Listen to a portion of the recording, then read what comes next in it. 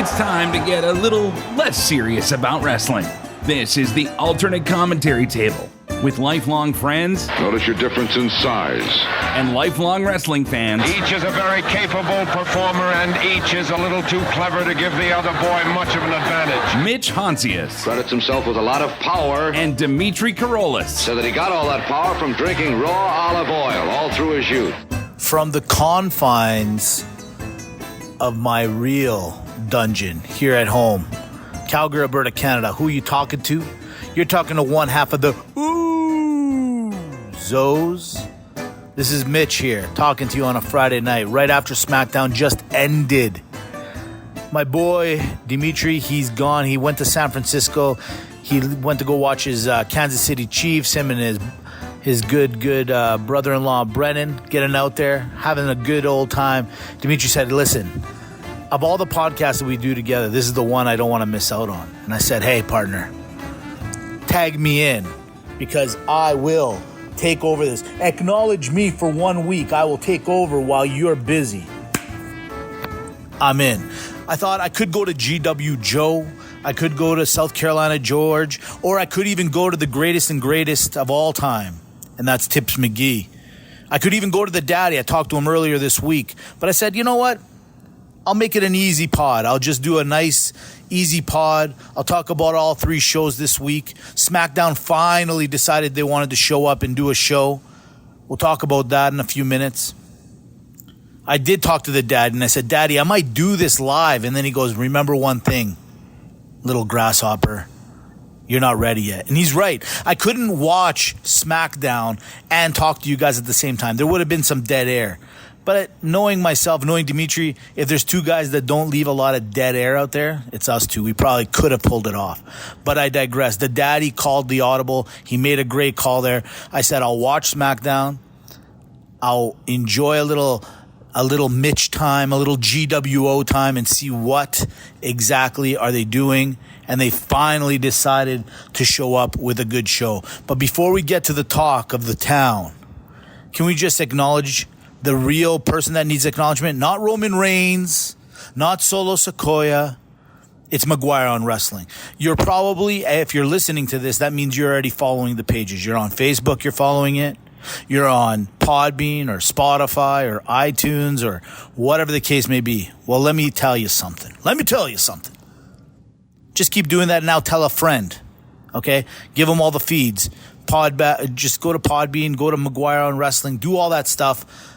Tell them, hey, be a part of the revolution, because that's what's going to happen. You know, as I started this, it sounded like I was going to start with a little SmackDown, but I said, no, you know what? Actually, I'm going to call an audible on the audible. Mike told me to audible, now I'm going to audible. We're going to start with AEW. Why?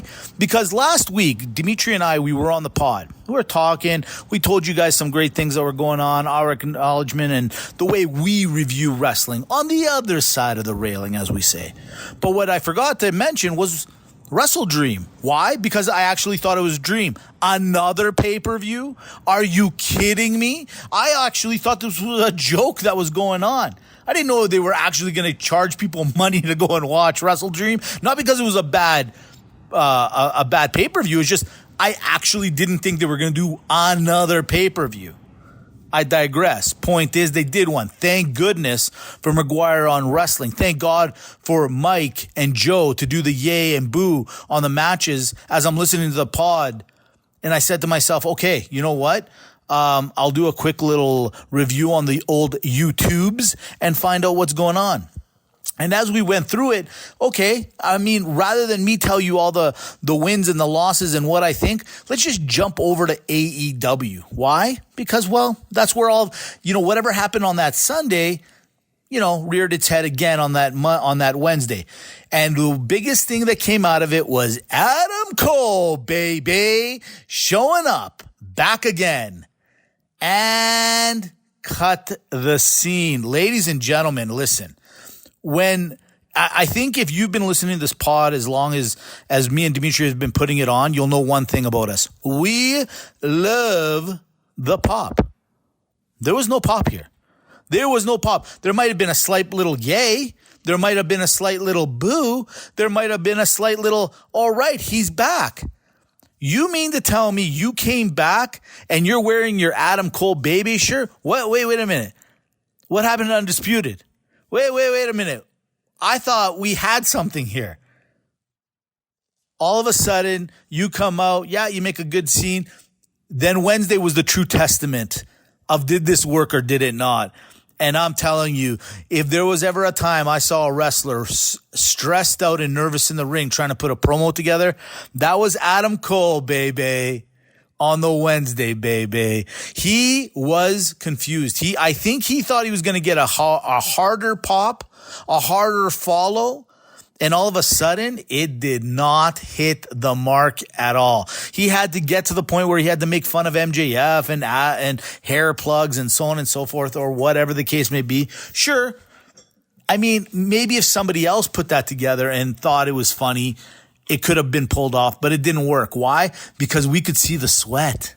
We could see the dribbles of sweat going, are they buying this? And the answer is no, we didn't. The fact that you're not acknowledging it, Mikey, actually, when I spoke to Mike this week, he made a really cool comment. He goes, the hard reboot. They do that sometimes in wrestling. And you know what?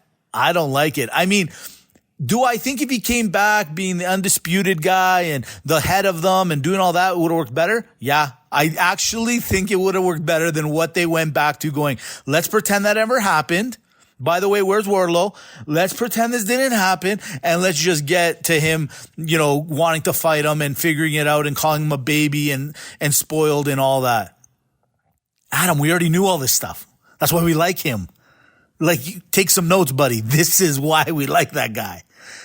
I'm going to leave it alone. I'll give it a little bit. Maybe they need to add a little bit more salsa to the game. I don't know what they got to do. But this one could be dying before it even gets started. This one may be one of those things. As I keep watching on Wednesday night, I look over and I see the FTR. You know the one thing I'll say about you, FTR? As much as I think you guys are talented and you're great, I'll say the WWE did you guys dirty back in the day. The fact that you guys are maybe one of the best tag teams of all time and how badly the WWE roster is where they don't have a tag team. They can say that, and we'll get to that in a few minutes. They can pretend they have one, but they don't really have one. And the way they treated you guys, I mean, it just doesn't make any sense to me. It's so crazy. But FDR, listen, as much as I enjoyed you guys and you guys had a good fight with the Redwood, Big Bill, and the Bad Apple, Brian Keith, let's just call a spade a spade. The Outrunners are the greatest thing that's ever happened to tag team wrestling right now, circa 2024. The greatest of all time. Write that down. The Outrunners. I don't know why. I don't even know who they are. I don't know what they stand for, but I like everything they do. I'm going to say this right now. So as I'm waiting for the rest of the matches to start on, a little Mercedes Moné and Queen Aminata. Aminata? Did I get that right? Survey says, ding, I got it. I'm going to say this. Normally, I don't care so much for these kind of matches because, I don't know, I need some storyline, guys. I've said this from day one. If there is no storyline, I cannot get with it, okay? And so you got to draw me in. I'm going to say one thing about the Queen. I am calling it out right now. I'm dead serious when I say this. Future star. She's the rising star of women's wrestling. There's something about the way she was wrestling and the way she was flipping and the way she was doing stuff. I think this girl, this young lady is on her way. I don't know how long she's been on the scene. I know South Carolina, Georgia is screaming, pulling his hair out, going, how do you not know the career of Queen Aminata? I don't, but I do know when I see talent. And that young lady has talent and she is going to go places. Mark my words. If they give her a storyline, do something with her a little bit more, she's on her way. I'm telling you right now, she's on her way. So, you know me, I'm perusing the nets. This actually follows into play. So a couple of weeks ago, whenever it was, Dimitri and I talked to you guys about the PWI men's top 250 wrestlers. Well, now that the PWI women's top 250 wrestlers were announced last week. At number one, it should be no surprise to anybody, Toni Storm. Absolutely, yes, and yes. Jordynne Grace at number two. Absolutely another great pick and probably... I mean, if they flip-flop, I wouldn't be that upset about it. But Toni Storm at one, Jordynne Grace at number two, and then Rhea Ripley at number three. Yes, and yes. Again, George, do not get mad at me. Who is Micah? Maika, Maika. I don't know who she is. I didn't bother Googling it. It didn't seem as fun as you think. And then Stephanie Vailleur, she came in at number 5. Yeah, I did Google her. I don't know why I Googled her instead of Maika, but I'm down with number 5. Bottom line, Toni Storm's number 1 overall. Dimitri called it from a long time ago. He said that she's got it all going on. And look at this, Dimitri. Hey, look at us. We made it. Number 1, buddy. Congratulations to her. She well deserved. As I kept watching Dynamite, a little Don Callis introducing some new members, Brian Cage, Lance Archer. Is it me or is Lance Archer maybe, I don't know, the Temu version of Drew McIntyre? I'm just saying. He's like that guy where you're like, okay, this is what Drew looks like. Yeah, he's got abs. Yeah, his hairy chest. Yeah, he's got a leather vest. Give me your best version. How much? Okay, yeah, we'll take it. Yeah, absolutely. I do, by the way, agree. So there's been a lot of controversy this week where if you were listening to the MOW, you would have heard the yay and the nays when it came to the matches. And then there was some controversy that was a brewing when it came to the Will Ospreay and it came to the Ricochet 3-way match and Takashita. They all got into that 3-way match, and Meltzer calls it as the greatest 3-way fight of all time. Listen, I'm agreeing with the Meltzer. Why? Well, listen, the guy can bench 300 pounds, and he knows his wrestling. And if he says it's the best, it's the best. I watched it. It was excellent. I got to be honest. I got to go back and watch the Samoa Joe and all that stuff for that match. But as it stands right now, point Meltzer. Sorry, guys, point Meltzer. It is what it is. It is what, you know what I find weird is that some people will watch wrestling matches and say, yeah, it was all right. And then the Meltzer will come in and say, guys, just so you know, in this category, this is the greatest match that ever happened. I was like actually laughing to myself. I'm like, why are we even arguing with this gentleman? He's seen every wrestling match there might be in the entire world. Meltzer is the Google of wrestling. Yeah, you don't need Google. You need a Meltzer. I'm going to Meltzer this. That's how you got to look at this. Listen, this whole shtick with MVP, Sheldon Benjamin in there, doing all that stuff, I love it. And what I love the most is after Sheldon beats everyone up, the business card thrown on top of him, kind of like the $1 Million Man sticking that $100 bill in the mouth, which in today's inflation, that's almost $200. That's not even $100. That's actually $200 that the $1 Million Man, Ted DiBiase, would put in your mouth. God, I miss those days. Okay, we all saw it. Can I just say one thing? The conglomeration versus the elite, along with Okada. The fact that, Moxley came in, the boys came in, they all beat up everybody. Okay, is Marina Shafir not maybe, listen, there's China and no one else will touch her. And no one actually even tried until recently. And for some reason, all the women are coming out as bodyguards, as we all know, the Rodriguez, the Shafir, everybody else that's in there. Tips McGee, last week on the podcast, Tips McGee has come out and already endorsed who the GWO needs in their corner.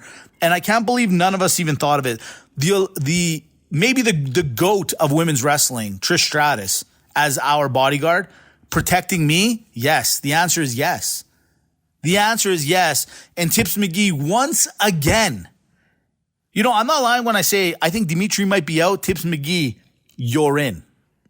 I'm just calling it. I mean, the bloodline is cutting here. It has to.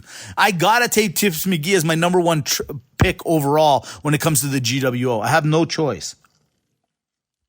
No choice at all. The Wheeler Yuta joining the team. Do I like it? Do I not like it? It doesn't matter what I like, what I don't like. It'll fit. I think it's going to fit. I think it's going to work.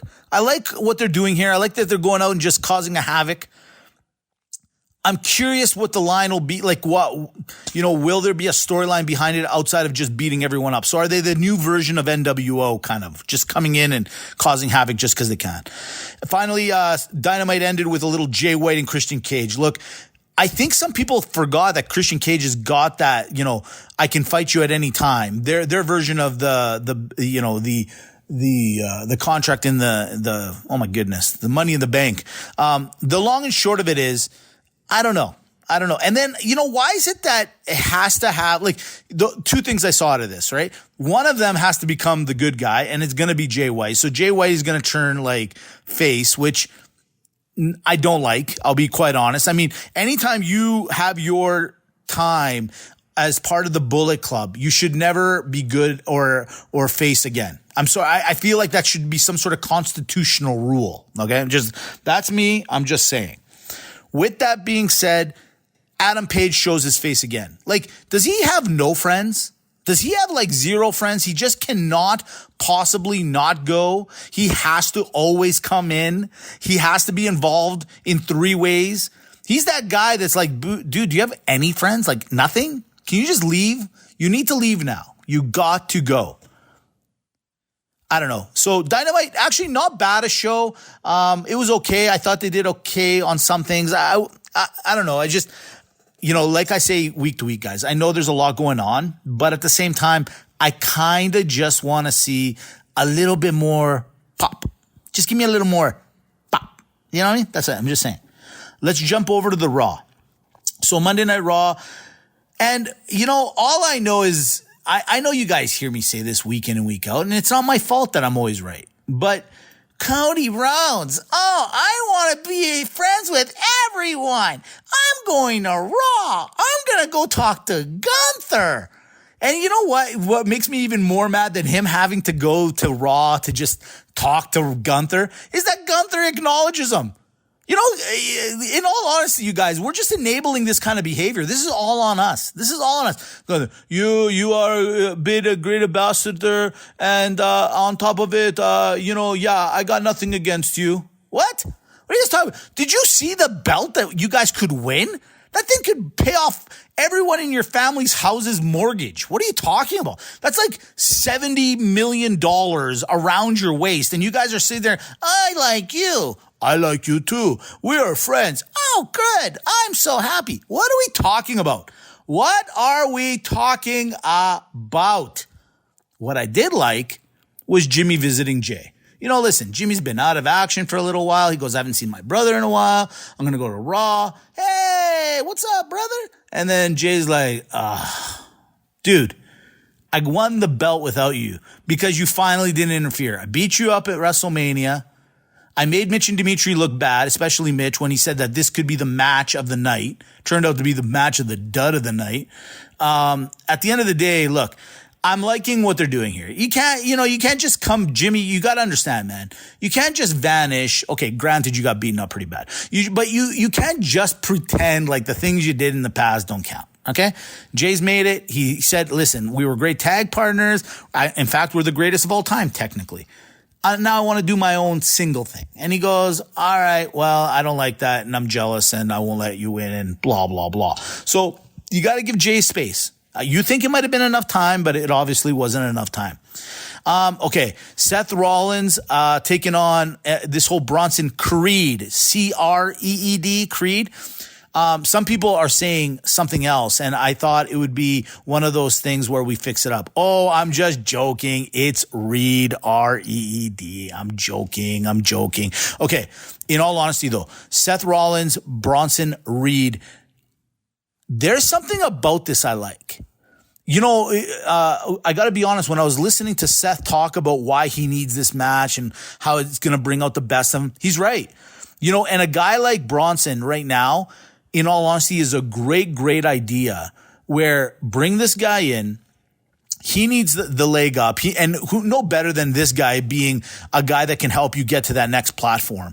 But the Bronson and Rollins fiasco, and I think it'll turn into that. I'm kind of liking it. I'm kind of digging it. I think it's going to be great, to be honest with you. Okay. I have said it for weeks, and I said, look, I'll always admit when I'm wrong, and I think I've done it a few times on the pod, but I also ask you guys to acknowledge me when I'm right. And here's reason 101 that I'm right. Oh, what's this? You guys are having a tag team tournament? Oh, that's good. Cool. What's going on? Oh, cool. You got Otis fighting and okay. Yeah. Alpha. Yeah. Oh, would you look at this? The Viking No, oh, it's not. It's oh my goodness. The War Raiders are here. Oh my goodness. Oh, it's Eric so they have the same names, but they're just now called the War Raiders. Listen, I'll tell you anything about these guys though. Athletic is the understatement of the year. For two guys that aren't they don't look the part, they are the most athletic dudes out there. But this whole thing of repackaging at the last minute, this is no word of a lie. And I know what Dimitri would say here. I literally did my homework the seconds before the class started. The War Raiders, you guys, hey, give us some credit. We know some things. You could have put a little effort into it. A little bit. I only laugh because I know this is how I would have turned in my homework. But it is not about me. This is about you. All right. Let's please jump over. Please, let's go over to SmackDown. Let's talk a little bit about that because I'm going to tell you right now, best one in a month. Best one in a month. I'm also going to say this. Earlier, I had mentioned how Queen, let me get to her name. Sorry, I wrote it down here. Queen Amma, where are you? Queen Amanada. She's up. Well, as I was watching SmackDown, Lash Legend, you are also up. You know what? You want to talk about power. You want to talk about a young lady that's ready to rock and roll. Well done. You got the big stage, and I thought you did great. Power, grace, you got it. A little controversy with the women's tag team. I like where this is going. Put me down for a little Lash Legend. Put me down for a little Queen Aminata. There we go. Okay. So when we say that, here's what I don't say. This is what I don't understand with SmackDown. SmackDown has to start incorporating, I as much as I hate it, the replay. They got to start bringing the replay. 2 times over the last month, we've had controversial endings.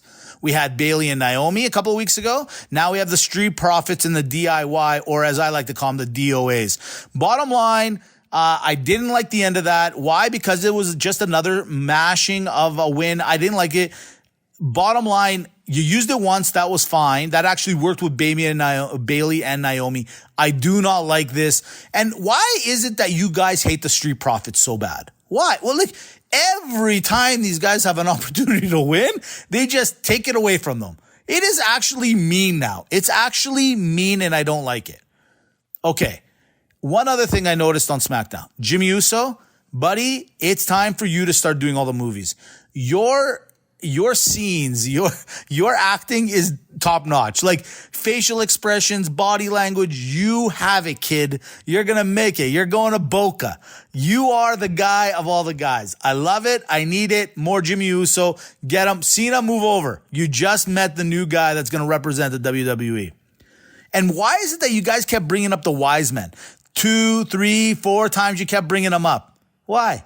You don't think I know? And by the way, Roman, you're showing up in a Chevy. You used to show up in limos, buddy. I'm just saying.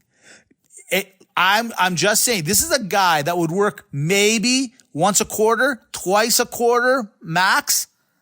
He's working all of a sudden. The limos are gone. The Chevy's here. No wonder you want to go back to being who you are. No wonder. I don't blame you. I'd be all over it.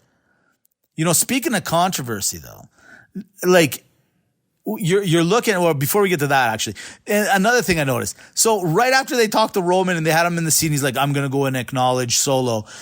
They have the Cody segment, and I'm telling you, I figured out tonight, you guys, why Cody Rhodes. Why I'm not a Cody Rhodes guy. I figured it out tonight.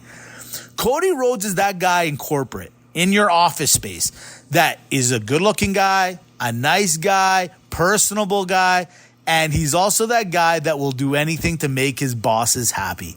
Hey, guys, how's everyone here tonight? You know, I heard a quote the other day, blah, blah, blah. He says all the right stuff at the right time. Cody Rhodes is everybody's hated guy at work. I figured it out. This is why. And you know the neck tattoo, all these years I thought I hated it's that thing where you're like, man, he's so corporate. And then you see the tattoo on his neck and you're like, damn it, but he's also outgoing. And all of a sudden you're like, I'm stuck. I don't know what to do with this guy. Do I hate him? Do I love him? This is why the Cody Rhodes thing is real. As I'm watching that, the one thing I saw, and put this down. Somebody write this down. Tips McGee, write this down. Here's my thing. Are they talking about Cody the way they're like, if you saw the segment where Kevin punches him outside the arena after the pay-per-view, actually, by the way, it looked pretty good, the way he punched him. I don't know. Long story short, he looked pretty good. And then all of a sudden, he comes on that Friday night to go talk, and they cut his mic, and they keep referring to the man. And tonight, Nick Aldis even referred, I can't help you with that match, Randy Orton. It's coming from above. What if this is the Cody kind of changing his ways? What if Cody's going corporate to the point where he's the heel? I'm just saying there's a couple of little, maybe I'm wrong. Maybe there was a couple of crumbs there that I was maybe taking too far, thinking it was a gourmet meal, but all it was just a little crumb. I don't know. But I liked Kevin Owens tonight. Excellent promo. I know it was just from the car, but man, that guy, he's got it. He has got it. And Randy Orton, you know what? A little Kevin Owens and Randy Orton matchup. I'm okay with it. I'm all right with this kind of scenario in the background. I'm all right with it. I like it. So then SmackDown says, hey, let's do our own little tag team thing. Let's get our own little tournament going, everybody. And it's now official. The Motor City Machine Guns are back. Chris Seaman and a little Alex Shelley are here at WWE. And again, like Adam Cole, I think they were waiting for a little bit more of a pump, and it just wasn't there. The pop was not there, guys. The pop, you call it, I say it. I don't know. It wasn't there. It wasn't the way I thought it was going to be. And I mean, maybe I'm wrong, but it seemed like Alex was pumping up the crowd, trying to get the crowd revved up every time he would do a move. Maybe he's a little nervous. I don't know what it was, but he was, if you see him, I thought he was yeeting at first, to be quite honest with you. I thought he was yeeting. Okay. At first, I hated this whole Andrade Carmelo thing, right? Oh, they're going to fight for the 7th time. Here it is. We're going to figure it out. You know why I like it? Because they didn't do it back to back to back to back. They gave it a few weeks. They let it fester. They're letting it simmer. I don't mind it. I mean, I can't believe I'm going to say that I want to see seven matches between these guys, but it's starting to actually hit me in the face going, oh, that's what they want to do with these guys. Okay, by the way, does anyone know what's going on in Vegas in April? Anybody? Curious. No, nobody? Nothing? Okay. Hey, WWE. Marketing. I love it. Hey, W. That's how you promote a pay-per-view. Because guess what? I know that WWE is going to be in Las Vegas in April, where I have no idea when you guys are doing your next pay-per-view. And by the way, I don't appreciate you guys just springing this stuff on me. Bottom line, WWE, you may have a lot of annoying commercials, but it's working. I know exactly where you're going to be in Vegas. I know. I know everything now. It's amazing. All right, we'll finish off with this. We see Roman coming out. He finally, after 3 years of not working hard enough, is going, oh my God, this is ridiculous. I got to get to the head of the table again so I can go back to my schedule. Okay, I acknowledge you, Solo. And you know what, ladies and gentlemen? This is where Solo's going, no. You know what? You're faking it. You're only saying it to try to get back in. No, you're out. I'm in. I'm the guy. Acknowledge me. And of course, his temper got the better. Listen, Roman is now figuring out what happens when you leave corporate.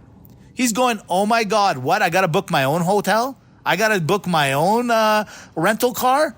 Well, what do you mean? I never had to do this before. I don't blame him for trying to get back in. I really don't. I think it's brilliant. You know what? Admit that he is the tribal chief. What is your problem? Pride is something that we all hinder on way too much. Let it go, Roman. Let it go. Tell Solo he's that guy so that you can get back to not booking appointments. I mean, this is ridiculous. Seeing you week after week, You're uncomfortable. We're uncomfortable seeing you. You know you don't want to be here. We know you don't want to be here. Just go. That's what I'm saying. Am I crazy, guys? This is the way I look at it. All right. There's your show. But right before we get to that, it's the alternate scenario. You know we got to do it. Okay, it's weird because Dimitri's not here, but we're going to make it unweird, okay? This is what's going to happen. Alternate scenario. Tonight I watched a lot of Yeet. LA Knight actually showed up on the show. Here are my thoughts. Who is more popular right now? Yeet, Jimmy Uso, or Jey Uso, pardon me, or LA Knight? Mitch, tag me in. Okay. All right. It's simple. I'm not lying to you when I say that Jey Uso is not as popular. Why? Because I can't even get his name right. It's LA Knight. LA Knight, I think, has a slight edge on him as long as he doesn't go cheese. Follow me on this. Jey Uso right now is for the younger kids, okay? Let's call it what it is. And that's who he really needs and who the WWE wants. But if LA Knight can get, fraternity boys, the older guys involved, the guys that actually pay for the tickets to come and see, I think he's on to something. LA Knight, as much as I don't believe in you, yeah. Okay, so I was thinking about this the other day. I was talking to a friend of mine, and he saw the Uzo posters, and he saw all this stuff, and he's like, the Uzos. He goes, what if you had to change your name instead of the Uzos? He goes, what other Greek name or what other tag team name would you and Dimitri be cool with? So he came up with a few, and here they are. You guys tell me if maybe we change our names to one of these. The Danforth Magas, the Big Souflakia, the Flock, meh, the Plate Smashers, the Mykonos Malakas, the Baklava Bros, or as my favorite one goes, tag me in, Mitch, the Uzos. There's no denying it. That's what it is. That's what it's all about. Guys, thank you so much for listening today. I actually had more fun doing this than I thought.